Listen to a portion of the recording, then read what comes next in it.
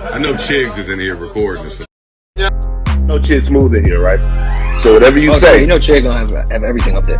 Whatever you say, Chid's gonna be on YouTube with it, man. Right after one of the greatest All-Star Games weekend in NBA history, it seems like everyone hated it. What's up, y'all? It's your man Talkers World reporting for the Chig Smooth channel. We gotta talk about this. So apparently in the middle of an NBA season, people want the top players, the richest players, the ones that are valued the most, the one who sells the most tickets, the ones who sell the most jerseys. Us who watch basketball apparently want those players to have a competitive basketball game that doesn't matter or count at all. And here are some tweets that feel that way. We have Bill Simmons saying, "It's funny that we spend so much time on all-star starters, subs, snubs, and then the game always sucks. At least for the last 10 years, the game has been terrible, but for sure. It's all fun and games. We love to argue who got snubbed or not, and then we realize, oh yeah, the game's trash anyways, who cares? The argument is a point. I think everyone is missing that part. But, you know, all critiques without suggestions are just trolls. So here's Paul Pierce trying to make a suggestion. It's the day after the All-Star game, and this is my evaluation on it to make it better. And you know, you can incentivize it. I think you probably have to incentivize it a little more. But I'll put more accountability on it on today's stars.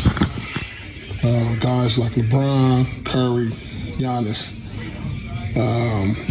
It's got to come from the players. You know, I remember playing in the All-Star game, and first thing I always noticed, you know, Kobe came out hard, playing hard.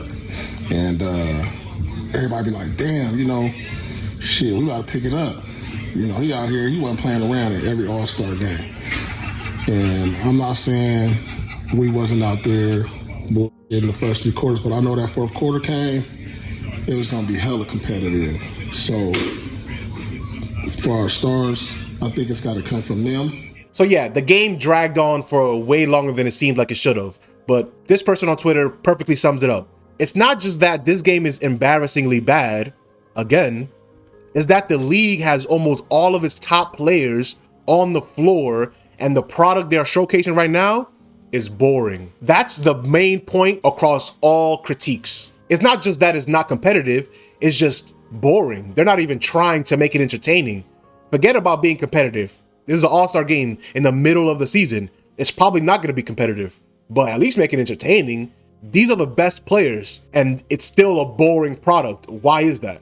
That's the question we got to understand and try to answer, not just we should cancel All-Star Game weekend. Another thing he said was how the players being incentivized to play well. They tried switching the format of the teams, but this year they went back to the East and West style. But they lowered the contributions the winning team makes to team charities. Who does that help if it matters less? Also, the 65 games played rule is always going to be in effect now. If your awards in the end of the season are actively threatened by your eligibility because of your injury or not, plus your contract incentives and things of that nature, why would you try to go all out in this All-Star game that means nothing and now is literally worth less money than it was last year? There's no incentives to be this competitive in the middle of the season. At least with the in-season tournament, the winner's got $1 million. That's incentive enough. I don't care how rich you are. So here are some thoughts from around the league. We have Shannon Sharpe saying, NBA All-Star Game has turned into shooting threes and dunks, which sounds true, but really, Shannon, basketball in general, not just the NBA, has turned into threes and dunks because those are the most efficient ways to score. Layups and dunks, free throws, then threes. There's no need to shoot mid-range shots. Even though it's a shift in how we thought the game should be played, today's game is really the most efficient way. We can't really complain about that at this point. And not everything was a critique. Some of it was actual strong suggestions, like Nick Young saying, the All-Star Game need an annual halftime performer like the Super Bowl. Of course, Swaggy P, that's exactly what we need to make this game an hour longer. That's what's missing. That's what everyone is failing to realize. And also, Robert Griffin III saying, NBA All-Stars do football skill drills and flag football, and the NFL Pro Bowlers do the dunk contest, three-point contest, and a basketball game. Who wouldn't watch that? RG3, pay attention. Why would a league of basketball players take the top basketball players in the middle of their season and have them play football, flag or not. They know how to play and move as basketball players. You want them to do new movements as football players for 1 weekend. If that ever happens, I bet you there will be so many injuries that RG3 will get sued personally. It's great for the football players because their season is over. The Pro Bowl, the Super Bowl, everything happened already. So they have time to heal. This is just 1 weekend. The NBA is back this week. Nothing changed. This wasn't like a vacation. This was a extended weekend. And then you have this tweet that kind of made me sad. Quote, NBA fans so funny.